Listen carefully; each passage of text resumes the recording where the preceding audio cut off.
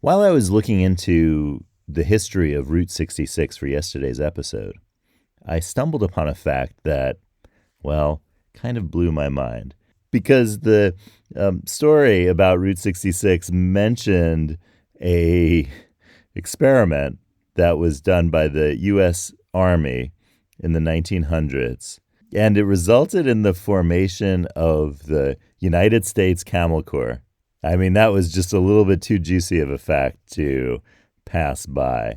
And the story was that part of Route 66 was part of the route that the U.S. Camel Corps was testing out for, well, a route that camels could use for their U.S. Army work. So today's episode of Life's Potluck Buffet is dedicated to the U.S. Camel Corps and one camel driver who came a long way, or was hired to come a long way, to help make the U.S. Camel Corps a reality. I'm John Paulus. You're listening to Life's Potluck Buffet, only on YouTube. I don't even know where to begin with this one because, wow. When I saw U.S. Camel Corps, I almost fell out of my chair. I just loved the concept, and I wanted to find out, well, how'd that turn out? Well, here's the story of the U.S. Camel Corps. A Secretary of War in the mid-20th century decided to do an experiment to use camels to cross what was called the Great Western Desert at that time. Largely, the Great Western Desert described the high plains of what is now the United States, from what is now basically the everything places east of the Rocky Mountains, from basically kind of what is now Montana and South Dakota, all the way down to Texas. And that there, if you look on a map that has satellite images, you'll see there's a kind of dry patch there. And these are semi-arid and steppe climates that, semi-arid, not necessarily the same as the arid desert that we think of when we think of desert. But back in the 19th century, any place where there weren't a lot of trees and lush greenery in a typically kind of wet or somewhat wet, humid sense, could very well be called a desert. So that's why this was described as a desert. On the other side of the mountain ranges there, and the southern part of that expanse, there are things that are defined as desert still, as well, and those will come into play as well in this story. But it was really, if you think of like the western part of Texas and the eastern part of New Mexico, that's where a lot of the action of this took place to begin with. And that's the kind of area we're talking about, in case you're curious about the kind of the finer details, so you can check those out. Our story doesn't begin in that area, though. Our story actually begins on a ship, the USS Supply, which was a ship that went to places like the northern coasts of Africa, for example, on missions, and also to Japan, apparently, on a very famous mission to Japan. And so the USS Supply was tasked with bringing back camels, both dromedary, those are the ones with the one hump, and also Bactrian camels, the two hump ones. But I think they had just a couple of the two hump ones, so four humps. They had a lot, 30 some odd dromedary camels. And also needed for these camels and the U.S. Camel Corps were actually people to serve as camel drivers in the U.S. Camel Corps, in the U.S. Camel Corps. And since there weren't any uh, people with that skill set in the United States and related places in North America at the time, they needed to hire people to drive the camels and take care of the camels and be the kind of important leaders in a sense of this camel corps.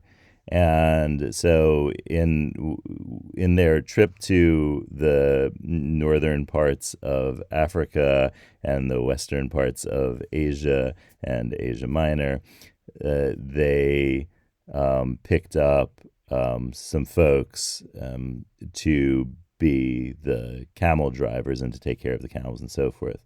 And the most famous of all of these individuals is probably someone known as Hi Jolly.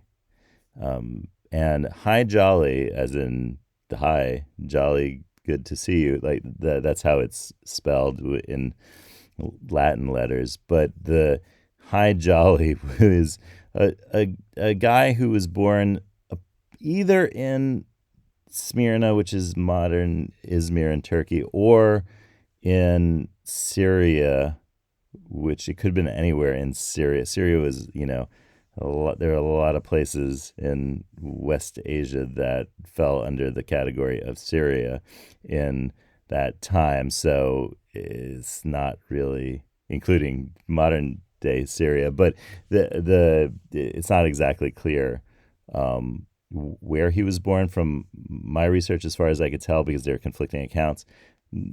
But on his memorial, which is in Quartzsite, Arizona, it says he's born in Syria. So let's go with Syria. Apparently, had his parents were, one of his parents was Greek, the other parent was Syrian. Again,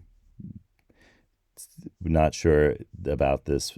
Nonetheless, Hi Jolly went on pilgrimage to Mecca, and so therefore could take the name Haji, which Hajj is the name for pilgrimage.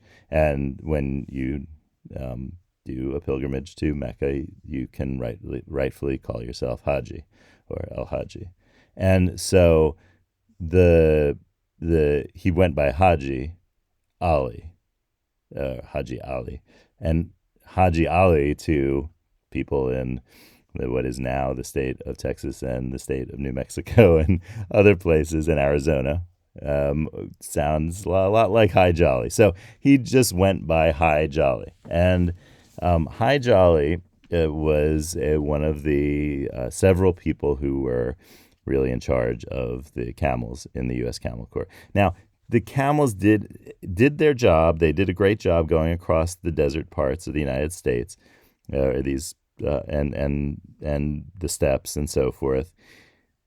They apparently scared the mules and horses, and this may be part of the reason that it didn't really get continued. The big part was that, was the Civil War, so that the Congress didn't end up funding the experiment any further because of having to deal with the war. So that kind of pulled the plug on the funding for the U.S. Camel Corps, which is quite a bit. It was about, in present day dollars, about $1 million. I mean, it's not a massive amount of it, but it's a good amount of money for this experiment. And it was apparently, really worked well, except for scaring the mules and horses. And that could have been part of the downfall, because mules and horses were very important to the U.S. Army at the time. And in fact, that's the historians who write about this moment say, well, the Army was all about mules and horses, and that's what everybody was trained to do, was to drive mules and horses and ride mules and horses and use mules and horses and take care of them for military purposes. And so there weren't really any people to handle the camels outside of these few people, and obviously they didn't have time to set up a kind of internship thing for young Army folks at the time to be trained by Hi Jolly and his colleagues to do the whole camel thing. Now, it was really interesting as they were traversing these parts they noticed that the camels ate the creosote bush. They loved eating creosote bush.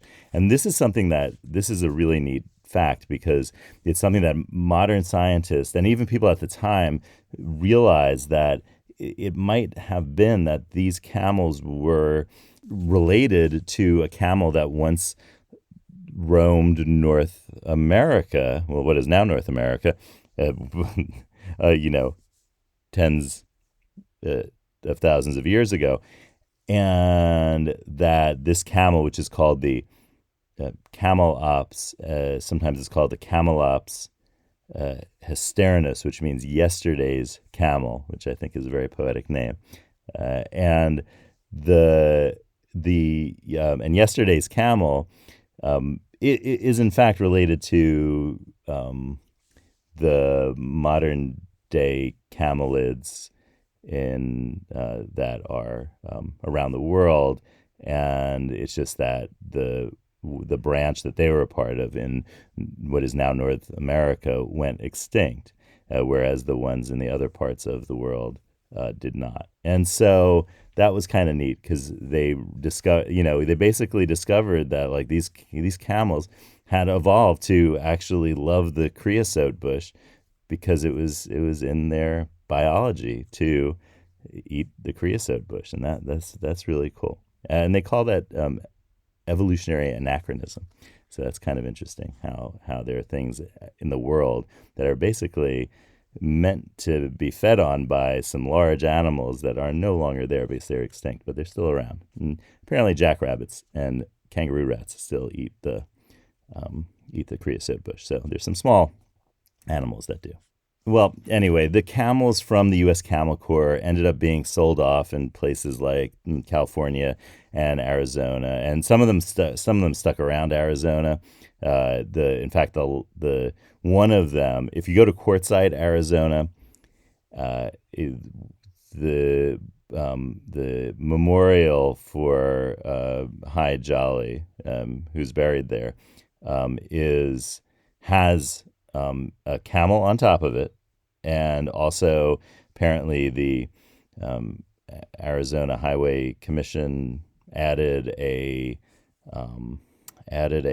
container in the bottom of the memorial that I think locals built it up out of petrified wood and rocks, and they in the container beneath it are the remains of Old Topsy, who's the last apparently known camel of the U.S. Camel Corps, who is buried there with I guess with High Jolly, or in that, yeah, beneath that monument.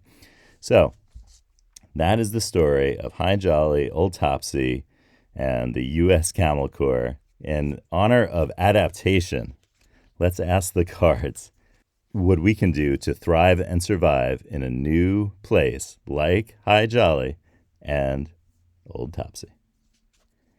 Yellow lemons, blue dumplings, magenta noodles. Cards, tell us some things.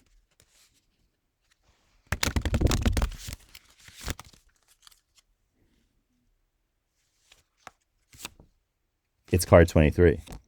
The future is just the present with more flying. Invent a job that will exist 100 years from now. We just talked about a job that existed, well, more than 100 years ago. Now learn where and how this work exists already. After all, futurist cultural artifacts, from Albert Robidas's illustrations of future Parisian life to the animated series The Jetsons, have shown that our imagined future is really just our present with lots more flying vehicles. All right, so think about that job, say it out loud, and I'll see you tomorrow on Life's Potluck Buffet.